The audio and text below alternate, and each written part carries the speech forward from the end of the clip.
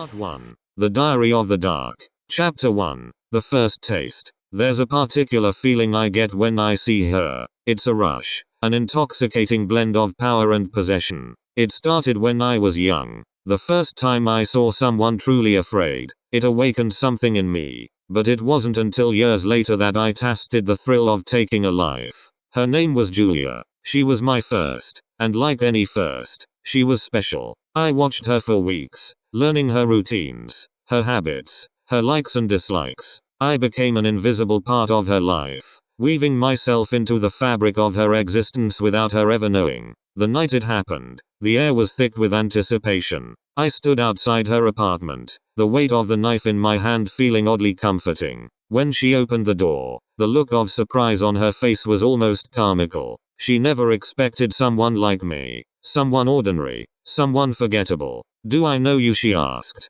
her voice trembling. "You will," I replied, and with that, I stepped inside. Chapter 2. The Art of Deception. It's all about the planning. The thrill is in the hunt, the careful orchestration of every detail. Julia was easy. Her life was a routine, a series of predictable patterns. She was alone, without family or close friends, just a small circle of acquaintances who barely noticed her absence. After Julia, I realized the importance of blending in. I'm the guy next door, the one you nod to in the hallway, the one you forget the moment you look away. This anonymity is my greatest asset. It allows me to move through life unnoticed, to observe and to plan without raising suspicion. I learned to hide my tracks, to cover my steps with meticulous care. Each kill became a masterpiece of deception, a puzzle with pieces so carefully placed that no one could see the picture until it was too late. Chapter 3. The Game. It wasn't long before I craved more. The thrill of the first kill was a high I needed to experience again.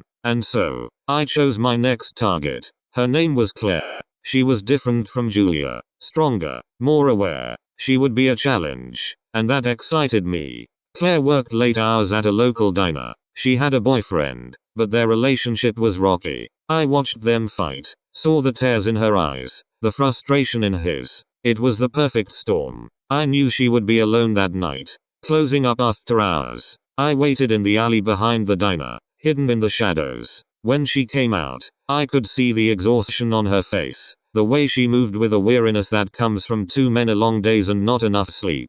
"Hey," I called out, stepping into the light. She looked up, startled, but I could see the recognition in her eyes. I was just a regular customer, nothing more. "Forgot my wallet," I said, holding up the battered leather as if it were a peace offering. She sighed and nodded, walking back to unlock the door. That's when I struck.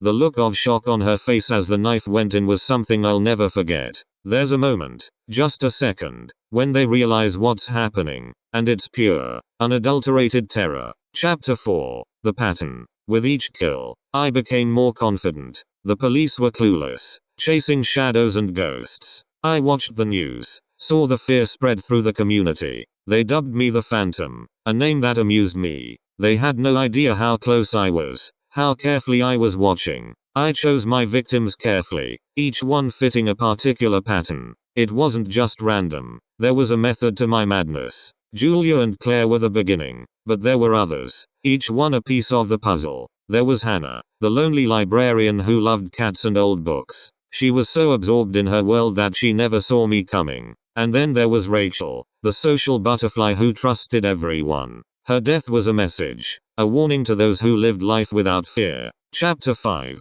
The Detective. Detective David Hart was different. He saw patterns where others saw chaos. He was methodical, almost as meticulous as I was. I watched him from a distance, admiring his dedication, his relentless pursuit of justice. He didn't know it, but he had become part of my game. I left clues, subtle hints that only he could find. It was a dance, a delicate balance of risk and reward. I wanted him to see me, to know that I was out there, always one step ahead. But he was clever, too clever. He started to close in, to see the connections that others missed. Our paths crossed more than once, but he never suspected. I was just another face in the crowd, another voice lost in the noise. But I knew him, knew his habits, his routines. I watched him struggle, saw the frustration in his eyes as he tried to piece it all together. Chapter 6. The Mistake. It was bound to happen eventually. No plan is perfect. No killer infallible. My mistake was Vanessa.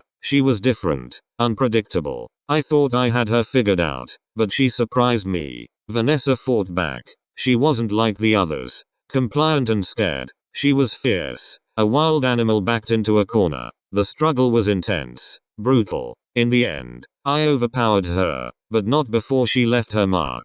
A scratch. A piece of skin under her nails. Evidence that I couldn't hide. For the first time, I felt fear. Real fear. Detective Hart was closing in, and I was running out of time. Chapter 7. The Trap. Hart set a trap, and I walked right into it. It was brilliant. A move I hadn't anticipated. He used Vanessa's death, the evidence she left behind, to bait me. I couldn't resist. The need to finish what I started was too strong. I watched as he laid the groundwork, pretending to be clueless, waiting for me to make my move. And I did. I went after my next target, a young woman named Lisa. She was perfect, fitting my pattern exactly. But Hart was there, waiting. The moment I stepped into her apartment, I knew I was caught. The police swarmed in, their guns drawn, their eyes filled with triumph. I was taken down, my hands cuffed behind my back, my face pressed against the cold floor. Chapter 8. The Confession.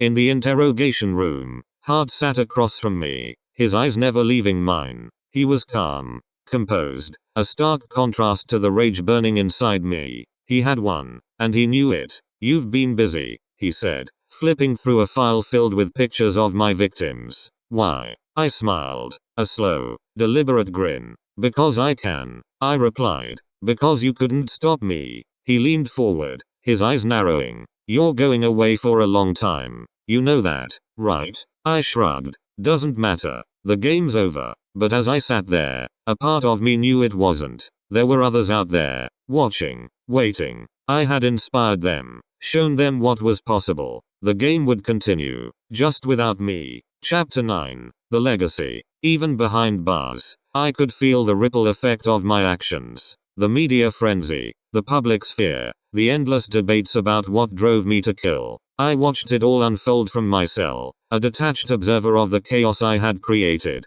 Hart visited me once, long after the trial. He looked older, wearier. The hunt had taken its toll on him. "You didn't win," I told him, my voice echoing in the small room. "You just delayed the inevitable." He didn't respond, just looked at me with those tired eyes, and I knew he understood. There would always be others like me, hiding in the shadows, waiting for their moment. Chapter 10. The End and the Beginning. As I write this, I know my time is running out. The guards are coming. The final walk to the execution chamber just moments away. But I don't fear death.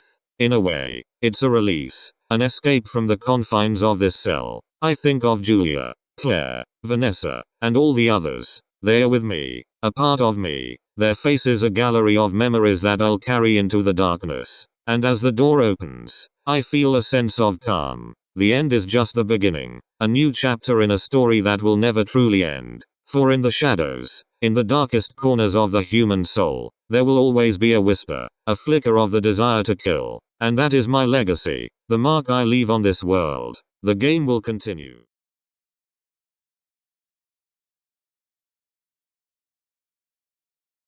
Share your thoughts below. Don't forget to like and subscribe, and you can check out more videos like these right now.